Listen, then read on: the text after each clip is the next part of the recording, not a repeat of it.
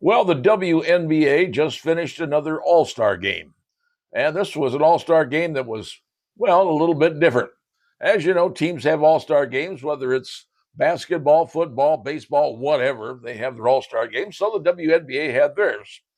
Unfortunately, it ended with a score of 151 to 131. Collier versus Clark.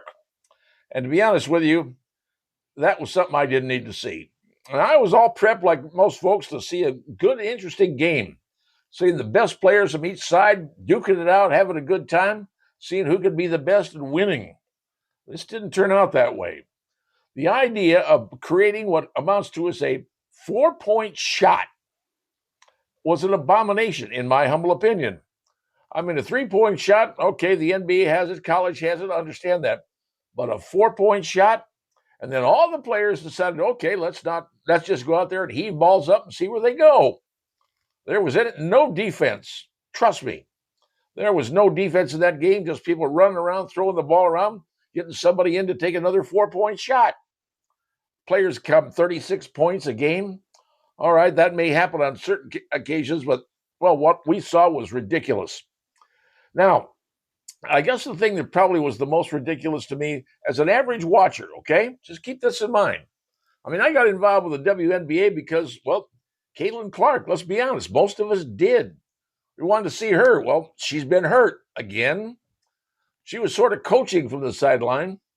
But basically, when asked, what are you going to do? She said, oh, throw up 4-point shots. That's all they were doing. It was kind of ridiculous when you think about it. But the bigger thing that stood out to me was all the ladies came out wearing those pay us what we want or what you owe us. Pay us what we want, you owe us. I looked at that and I said, wait a minute. Correct me if I'm wrong here, but I believe the WNBA has been in business for about 27 years. And I believe that every year the NBA hands out a check to each team totaling around $12 million, from what I've been told. And that money is divided up among the players to give them salaries, which are approximately $76,000 a year. All right. So for the last 27 years, the NBA has been putting up roughly $12 million. Well, that's a big chunk of money if you think about it over 27 years. $12 million? Well, 10 years is $120 million. So you figure that's over what, $250 million plus? The NBA has been paying these women to play, and frankly, not sure about the playing. Well, so now they're saying our collective bargaining agreement ends in October, and they have been negotiating back and forth. And the league comes up and says, here's a deal we're offering you. The women say it's a slap in the face. Here's what we want. They want a share of the revenue. My question is simple. What revenue? The teams are losing $40 million a year. Now, if you're losing $40 million a year, where's the revenue? I mean, if you're saying you want part of the revenue, shouldn't you be paying part of the $40 million instead of getting money? That's the problem, folks. They're asking for the moon, and they're trying to get it based on one young lady, Caitlin Clark. She came into the league, excited everybody. People saw it. People wanted to come out and see it. If you remember what the WNBA was doing beforehand, was playing in high school gyms, playing in front of 3,000 to 4,000 people who really didn't care in the first place. No excitement, no nothing. Caitlin Clark shows up, and suddenly everybody wants to go see her. Young kids out there to get autographs. You've seen the pictures. Take a look at this. Everybody wants their autographs. Everybody wants to be there. Everyone's out the Caitlin Clark jersey. Jerseys were selling out. But she's getting beat up by these women because what? She's white. She's straight. Give me a break. So now they want money. And frankly, to tell you the truth, they're saying, well, if we don't get what we want, we are going to walk. Well, here's my take on this. If you don't get what you want, do not be surprised if the WNBA owners say, the heck with you guys, we're going to do a lockout. Yeah, going to do a lockout. See how you like it then. No 76 grand you're going to be picking up for that year. And frankly, is anybody going to be disturbed if the WNBA goes into a lockout?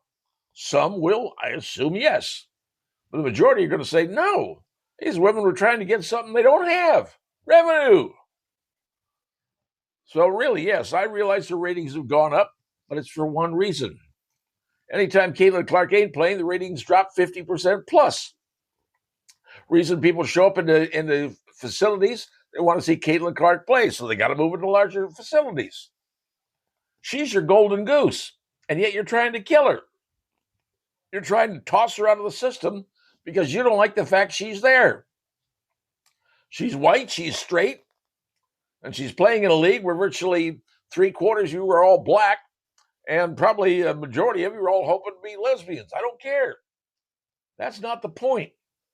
The point is you're trying to beat up your golden goose and kill the golden goose, and then trying to demand money up front that you haven't even earned because you're losing money. Let's be honest. Heck, even Larry Bird has come out and said, we may have to shut this thing down because you guys haven't figured out what you're doing and what you're not doing. And what you're not doing is you're not making the league profitable. And right now, one young lady is doing that. And what I understand, the owner of the Indianapolis Fever wants to erect a 12-foot bronze statue of Caitlin Clark in front of the Gainbridge Fieldhouse. 2 years playing, you get a bronze statue? I'm questioning that. Sorry, that's my opinion. All I can tell you right now is, you ladies out there, you want money, you want revenue sharing. There ain't no revenue. And frankly, what about all the money everybody's lost in the last 27 years? $40 million a year. That's almost $500 million. A lot of money, folks. And now you want to have more. Can't have your cake and eat it too. Nice try. And I'm not sure what's going to happen, but maybe Larry Bird was right. Maybe it's time to shut down the WNBA because you're not deserving of what you're getting and you just want more. It don't work out that way. And frankly, you're going to suffer for it.